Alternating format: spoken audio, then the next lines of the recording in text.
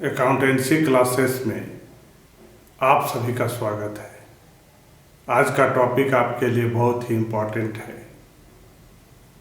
आज के टॉपिक में हम आपको बताएंगे कि जब आप ट्रायल बैलेंस बनाएंगे और डेबिट और क्रेडिट का जब आप टोटलिंग करेंगे तो डिफरेंट आएगा। तो ऐसे सिचुएशन में आपको क्या करना चाहिए, इसके बारे में हम आपको बताएंगे। डेबिट का टोटलिंग करेंगे, क्रेडिट का टोटलिंग करेंगे। अगर क्वेश्चन में कुछ भी मेंशन नहीं है तो वो सस्पेंस अकाउंट होगा। बट अगर क्वेश्चन में ऑलरेडी इंफॉर्मेशन है कि आपका जो बैलेंसिंग आएगा, दोनों के टोटल को जब आप माइनस करेंगे एक दूसरे से, तो जो डिफरेंस अमाउंट आएगा वो आपको क्या लिखना है। अगर क्वेश्चन में मेंशन नहीं है तो आप वहां पर सस्पेंस अकाउंट लिखेंगे, याद रखिएगा। बट इस क्वेश्चन में साफ यहां लिखा हुआ है, the amount required to balance should be entered as capital. इस क्वेश्चन में साफ लिखा हुआ है कि आपका जो बैलेंसिंग फिगर होगा वो क्या होगा, कैपिटल अकाउंट होगा। आज का topic trial balance. Here is an example. The date of closing is 31st March 2017. Here is some of the name of account. As we know, accounts can be classified into 5 parts according to American system. Group A में 2 asset and expenses और group B में 3 LIC, liabilities, income and capital. Here is a format of trial balance. Particulars, आप इसके जगह पर name of account भी लिख सकते हैं। LF, ledger folio, debit balance, credit balance. Trial balance as at 31st March 2017। Trial balance बनाने का सबसे आसान तरीका है कि यहां पर जितने भी अकाउंट दिए गए हैं सबको आप कॉपी कर लीजिए। सबसे पहला काम, जब आप ट्रायल बैलेंस प्रिपेयर करते हो, ऐसे सिचुएशन में आपको क्या करना है, जितने भी नेम ऑफ अकाउंट आप यहां देख रहे हैं सबको यहां पर नोट डाउन कर लीजिए। अभी अमाउंट के बारे में डिस्कस नहीं करना है, सिर्फ आपको क्या करना है, जितने भी अकाउंट यहां पर दिए गए हैं उसको यहां पर नोट डाउन कर लेना है। पहला काम नोट डाउन कर लिए। अब हमको डिसाइड करना है कि इसका अमाउंट या तो डेबिट में होगा या क्रेडिट में होगा। इसमें कहीं कोई डाउट नहीं है। क्या होगा, या तो इसका अमाउंट डेबिट में होगा या कहां होगा, क्रेडिट में होगा। क्लियर है।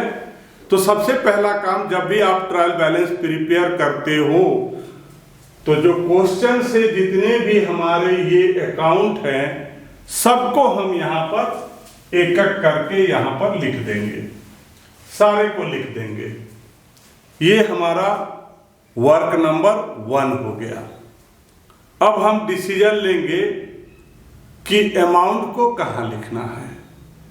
तो जैसा कि आपने पिछले वीडियो में पढ़ा होगा, एसेट और एक्सपेंसेस जो भी होंगे उसके अमाउंट को हम डेबिट में लिखेंगे। लायबिलिटीज, इनकम और कैपिटल LIC, इसके अमाउंट को कहां लिखेंगे, क्रेडिट में लिखेंगे। एज ए कॉमर्स स्टूडेंट आपको ये जानना बहुत जरूरी है कि जब भी आप कॉमर्स के स्टूडेंट होते हो तो बिजनेस के लिए एसेट क्या है, लायबिलिटीज क्या है, एक्सपेंसेस क्या है, इनकम क्या है, ये सारा आपको जानना है। अगर आप ये नहीं जानिएगा तो फिर कॉमर्स में आप कुछ भी नहीं कर सकते हैं। So as a commerce student आपकी ड्यूटी है, रेस्पॉन्सिबिलिटी है कि जितना जल्दी आप एसेट, लायबिलिटी, एक्सपेंसेस और इनकम को पहचानना सीख लीजिएगा, आपके लिए उतना ही अच्छा होगा। तो जितना जल्दी हो सके आप रट्टा मारिए, याद कीजिए, जो कीजिए, बट किसी भी सिचुएशन में एसेट, लायबिलिटीज, इनकम, एक्सपेंसेस और कैपिटल के बारे में जान जाइए। अगर आप ये जान गए कि बिजनेस का कौन सा एसेट है, कौन सा एक्सपेंसेस है, कौन सा लायबिलिटीज है, कौन सा इनकम, तो आपके लिए अकाउंटेंसी के किसी भी न्यूमेरिकल को बनाना बिल्कुल आसान हो जाएगा। आप सोच भी नहीं सकते हैं कि इतनी आसानी से हम कैसे बना लेते हैं। आप इसलिए आसानी से बना लेते हैं क्योंकि आप जानते हैं कि कौन एसेट है, कौन एक्सपेंसेस है, कौन लायबिलिटीज है, कौन कैपिटल है। फिलहाल हम यहाँ पर आपको बताएंगे कि कौन से एसेट हैं, कौन एक्सपेंसेस है, कौन लायबिलिटीज है, इनकम है। तो पहला काम हमने क्या किया, जितने भी यहाँ पर अकाउंट्स हैं सबको हमने यहाँ पर नोट डाउन कर लिया। क्लियर है? अब हम एक एक करके बात करेंगे। तो सबसे पहले बात आती है परचेज का। परचेज एक्सपेंसेस, जब भी एसेट और एक्सपेंसेस होगा तो उसके अमाउंट को हम डेबिट में लिखेंगे और LIC, लायबिलिटीज, इनकम और कैपिटल के अमाउंट को क्रेडिट में। तो परचेज हमारा क्या है, एक्सपेंसेस है 18,20,000। तो यहां पर हम लिख देंगे 18,20,000।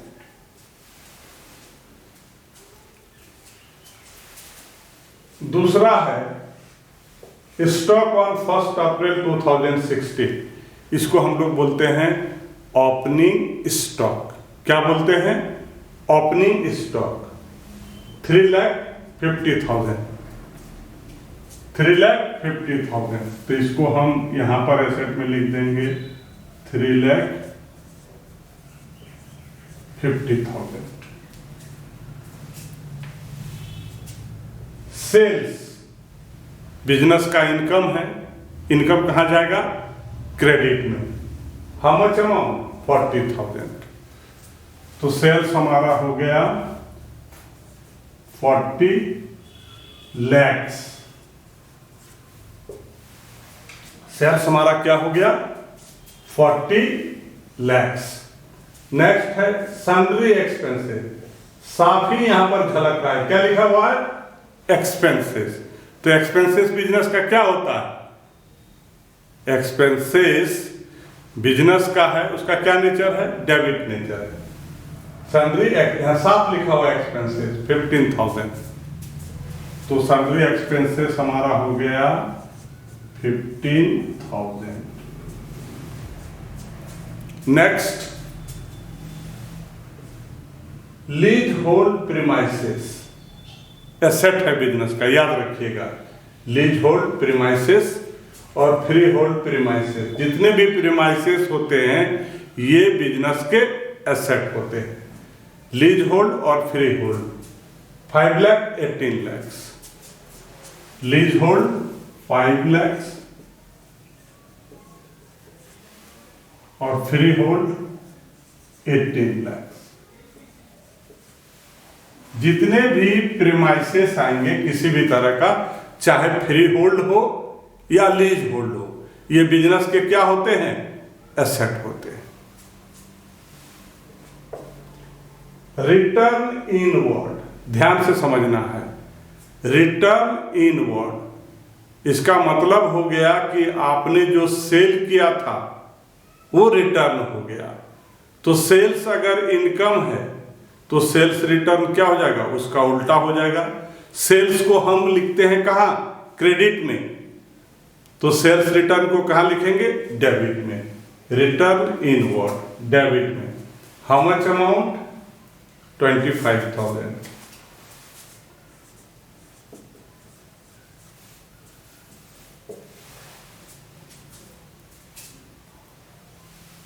फर्नीचर एंड फिक्सचर एसेट है बिजनेस का 2,90,000।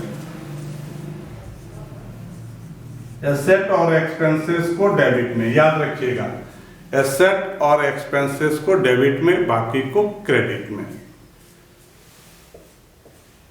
इक्विपमेंट 8 लाख एसेट बिजनेस का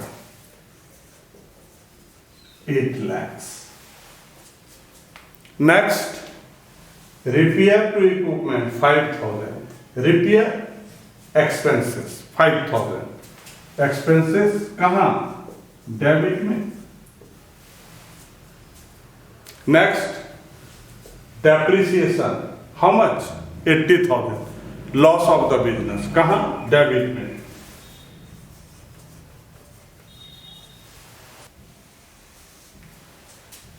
प्रोप्राइटर्स विथड्रॉवल 60,000। कैपिटल का अपोजिट होता है। कैपिटल को हम लोग क्या करते हैं? क्रेडिट करते हैं। तो ड्राइंग को क्या करेंगे? डेबिट करेंगे। How much amount? 60,000।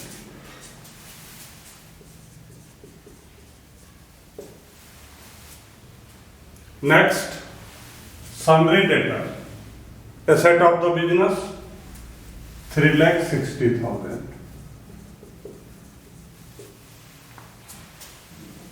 Sundry creditor liability of the business 1,20,000 credit में। Bad debts is the loss of business debit 10,000।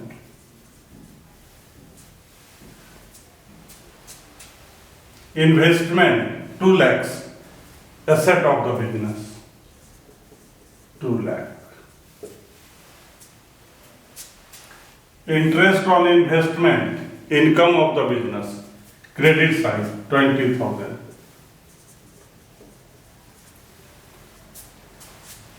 long term borrowing liabilities 6 lakhs।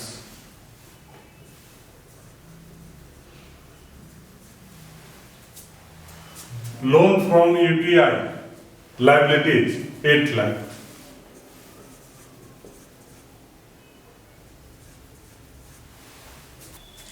interest on loan 65,000। interest on loan is 65,000। this is the expenses। तो इसको कहाँ लिखेंगे हम? Debit side में। how much amount? 65,000।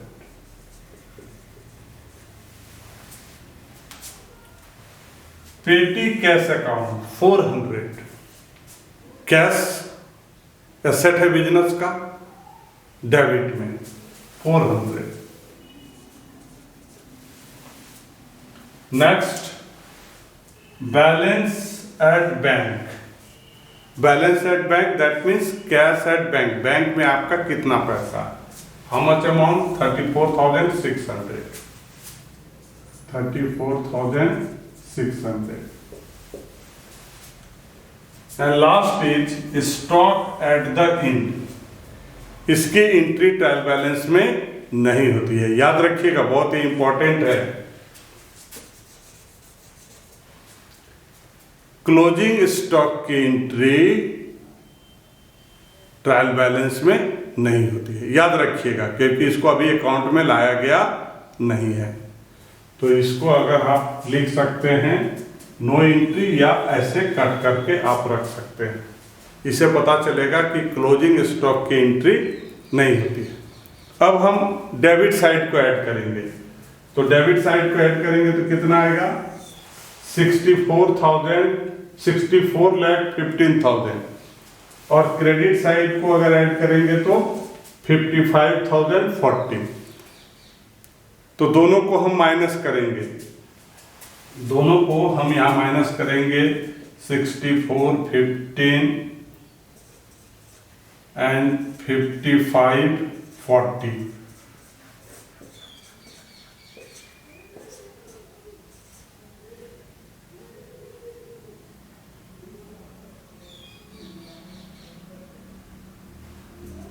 8,75,000। तो यहाँ question में लिखा हुआ था the amount required to balance should be entered as capital. तो जो बैलेंस अमाउंट हो गया ये 8,75,000 वो क्या हो जाएगा कैपिटल। उसका अमाउंट कहाँ लिखेंगे क्रेडिट में 8,75,000 क्या हो गया कैपिटल हो गया जो बैलेंस शीट फिगर। डेबिट का टोटलिंग है 64,15,000 और क्रेडिट का कितना है 55,40,000। क्वेश्चन में लिखा है जो बैलेंस अमाउंट आएगा वो क्या होगा कैपिटल आएगा। तो हमारा जो शॉर्ट कर रहा था वो किस साइड में कर रहा था क्रेडिट साइड में। शॉर्ट किस साइड में कर रहा था क्रेडिट साइड में। तो जिधर शॉर्ट करेगा अमाउंट को हम वहीं लिखेंगे और कैपिटल का अमाउंट कहाँ होता है क्रेडिट में होता है। अब टोटलिंग के बॉक्स में हम लिख देंगे 64,15,000 और यहां भी हो जाएगा 64,50,000।